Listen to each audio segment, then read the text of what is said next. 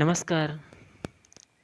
तो हम पहले वाले वीडियो में हमारा आदिकाल की विशेषताएं तक हुआ था।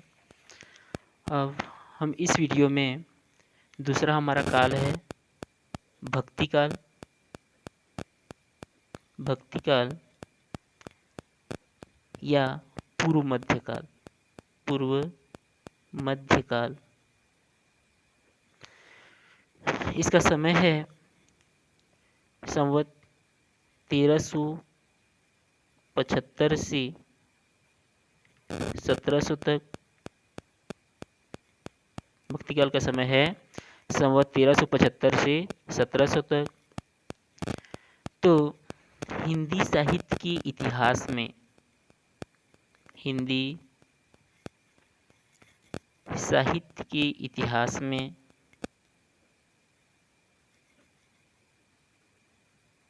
हिंदी साहित्य के इतिहास में भक्ति काल को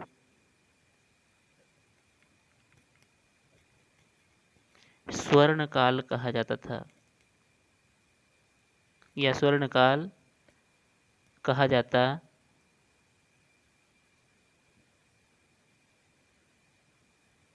है।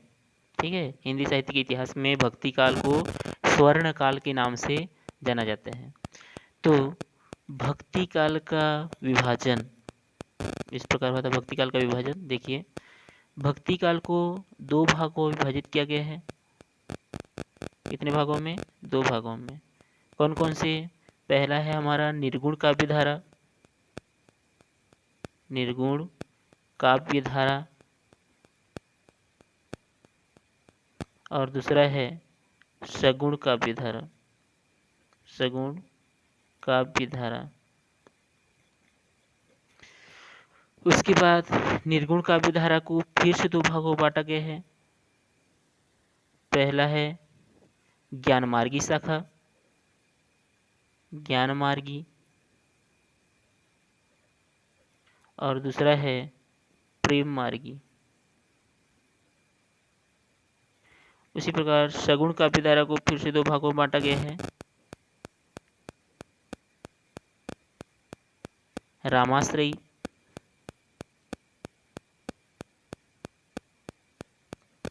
पहला है रामाश्रयी और दूसरा है कृष्णाश्रयी। ठीक है, तो बहुत ही ये सरल है। निर्गुण काव्य धारा, सगुण काव्य धारा, भक्ति काल को दो भागों में बांटा गया है। निर्गुण काव्य धारा को फिर से दो भागों में बांटा गया, ज्ञान मार्गी, प्रेम मार्गी। सगुण काव्य धारा को फिर से दो भागों में बांटा गया है, रामाश्रयी और कृष्णाश्रयी। तो सभी काल की ये सभी भाग के अलग अलग कवि एवं रचनाएं हैं, लेकिन भक्ति काल की विशेषताएं है ना, इन सभी कालों की विशेषताएं एक ही होंगे, लेकिन इन ज्ञान मार्गी शाखा की अलग कवि एवं रचनाएं हैं, प्रेम मार्गी शाखा की अलग कवि एवं रचनाएं हैं, रामाश्रयी शाखा की अलग कवि एवं रचनाएं हैं और कृष्णाश्रयी शाखा की अलग कवि एवं रचनाएं हैं। तो सबसे पहले हम ज्ञान मार्गी शाखा की कवि एवं रचनाएं का अध्ययन करेंगे। ज्ञान मार्गी शाखा की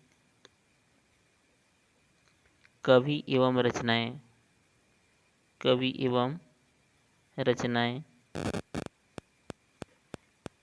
तो ज्ञान मार्गी शाखा में कौन कौन से कवि थे? सबसे पहले है हमारा कबीरदास, संत कबीरदास जी। संत कबीरदास। कबीरदास का है उनकी रचना बीजक। क्या है संत कबीरदास की रचना? बीजक। बीजक को तीन भागों में बांटा गया है, साखी, सबद, सबद है ना, सबद और रमैनी। उसी प्रकार दूसरा है दादू दयाल। दादू दयाल। दादू दयाल की रचना है साखी और पद। दादू दयाल की क्या रचना है? साखी और पद। उसी प्रकार तीसरा हमारा है रैदास।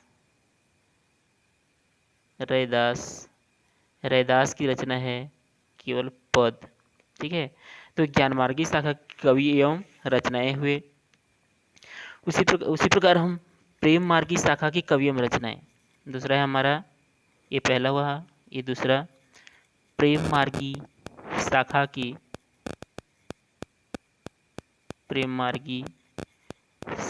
की कवि एवं रचनाएं। शाखा के कवि एवं रचनाएं।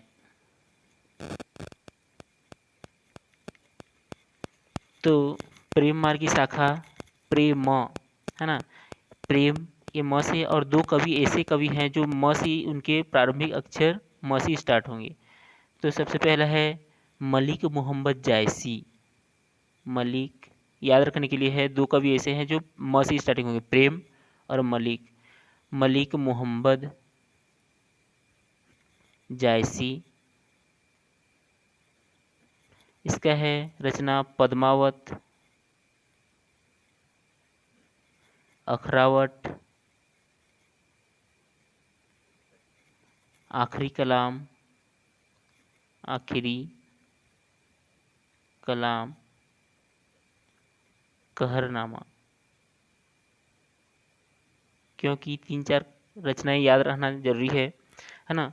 आखिरी कलाम किसकी रचना है, कहरनामा किसकी रचना है, इस प्रकार क्वेश्चन पूछा जा सकता है। और दूसरा कवि है मंझन, ठीक है, याद रखिए मंझन। ये भी स्टार्टिंग हुआ म से, है ना। दोनों कवि के ऐसे हैं जो प्रारंभिक अक्षर म से स्टार्ट होंगे। मंझन का है मधुमालती। मंझन की क्या रचना है, मधुमालती, ठीक है। इसी प्रकार रामाश्रयी शाखा के कवि एवं रचनाएं। रामाश्रयी शाखा के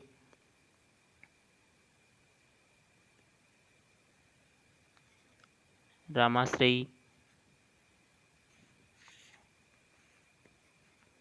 शाखा के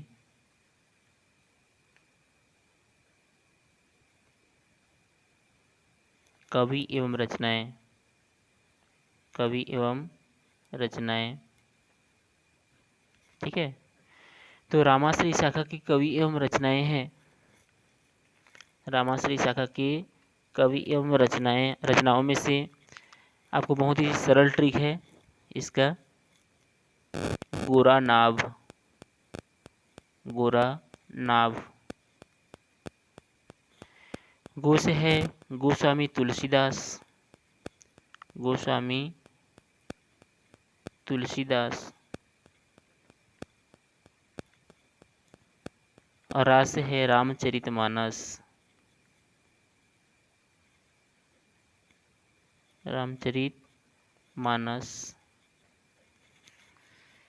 इसकी और कई रचनाएं हैं, रामचरितमानस, विनय पत्रिका, विनय पत्रिका, कवितावली, कवितावली और गीतावली, ठीक है। गोस्वामी तुलसीदास की रचना है रामचरितमानस, विनय पत्रिका, कवितावली और गीतावली, ठीक है। तो इस प्रकार आप तैयारी कर सकते हैं। गोरा नाव, गो से रामचरितमानस, ठीक है। ना से है, दूसरा है हमारा ना से है नाभादास। ना से क्या, कौन सी कवि का नाम है, नाभादास। नाभादास की रचना है भ से है, उनकी रचना भक्तमाल। भक्तमाल, ठीक है। तो ये रामाश्रयी शाखा के कवि एवं रचनाएं हुए। उसी प्रकार कृष्णाश्रयी शाखा के कवि एवं रचनाएं। कृष्णाश्रयी शाखा के कवि एवं रचनाएं। कवि एवं रचनाएं, ठीक है। तो कृष्णाश्रयी शाखा के कवि एवं रचनाओं में से इनके कई सारे कवि हैं, तो कम से कम 4-5 कवियों के नाम और उनकी रचनाओं के नाम आप याद कीजिए, ठीक है। तो सबसे पहले है सूरदास।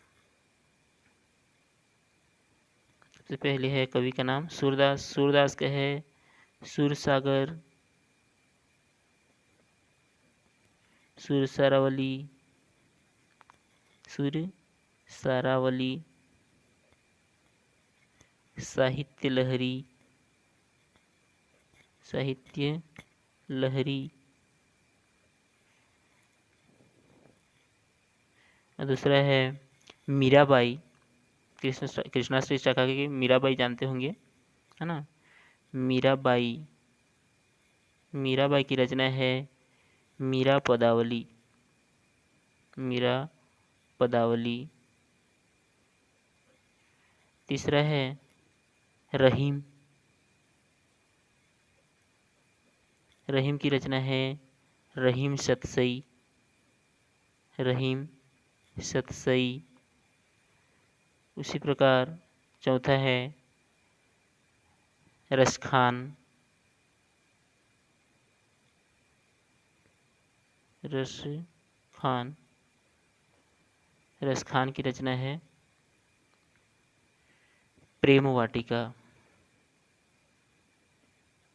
प्रेम वाटिका। ठीक है, तो कृष्णाश्री शाखा के कवि एवं रचनाएं हुए सूरदास, मीराबाई, रहीम, रसखान। इसी प्रकार हम भक्ति काल की विशेषताएं, भक्ति काल की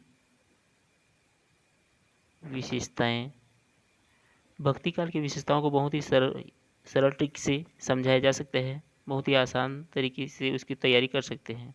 ठीक है, तो इसका बहुत ही सरल ट्रिक है, देखिए। सगु इब्र सती बामा, सगु इब्र सदी बामा। ठीक है, सगु इब्र सदी बामा, ये उनकी विशेष भक्ति काल की विशेषताएं हैं। ठीक है, ये भक्ति काल की विशेषताओं का सूत्र है सगु इब्र सदी बामा। एक लाइन में आप सभी विशेषताओं को तैयारी कर सकते हैं। तो स से है सगुण एवं निर्गुण ब्रह्मा की उपासना, सगुण एवं निर्गुण ब्रह्मा की उपासना।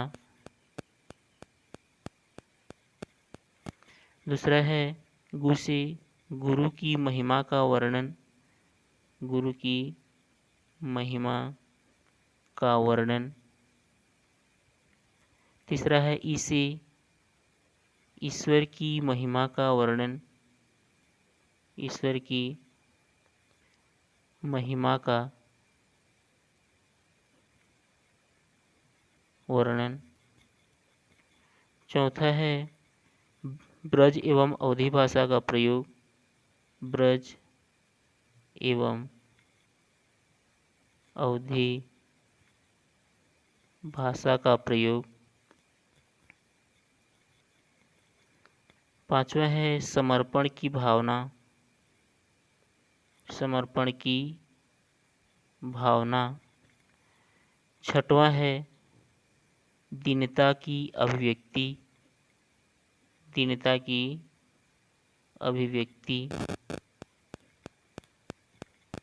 दीनता की अभिव्यक्ति।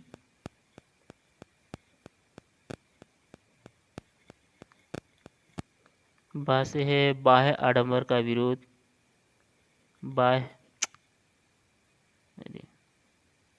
बाह्य आडंबर का विरोध।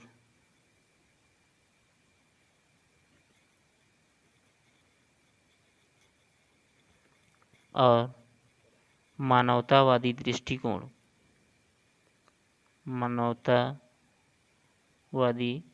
दृष्टिकोण। ठीक है, तो इसका बहुत ही सरल ट्रिक है। देखो, भक्ति काल की विशेषताओं को एक लाइन में, इसका सूत्र है सगु इब्र सदी बामा। तैयारी करेंगे तो आपका पूरी इसकी विशेषताओं को तैयारी हो जाएगा, क्योंकि सभी काल की अलग अलग कवि एवं अलग अलग विशेषताएं हैं। जितना भी 4 काल पढ़ेंगे, चारों काल की अलग अलग विशेषताएं हैं। ठीक है, तो इस काल की विशेषताएं ब्रज एवं अवधी भाषा का प्रयोग किस काल में हुआ था, इस प्रकार क्वेश्चन पूछा जा सकता है। या भक्ति काल की विशेषताओं पूछा जाता है तो रीतिकाल में लिख लेते हैं, रीतिकाल की विशेषता में लिख देते हैं, आदिकाल की विशेषता में लिख लेते हैं। लेकिन ये सूत्र याद रहेगा तो आप भक्ति काल का पूछा जाएगा तो भक्ति काल में लिखोगे, है ना। तो सगु इब्र सदी बामा, इसका सूत्र है सगु इब्र सदी बामा। सगुण एवं निर्गुण ब्रह्मा की उपासना, गुरु की महिमा का वर्णन, ईश्वर की महिमा का वर्णन, ब्रज एवं अवधी भाषा का प्रयोग, समर्पण की भावना, दीनता की अभिव्यक्ति, बाह्य आडंबर का विरोध, मानवतावादी दृष्टिकोण। तो इस प्रकार हुआ हमारी भक्ति काल की विशेषताएं। अगले वीडियो में हम रीतिकाल या उत्तर मध्यकाल के बारे में अध्ययन करेंगे। ठीक है।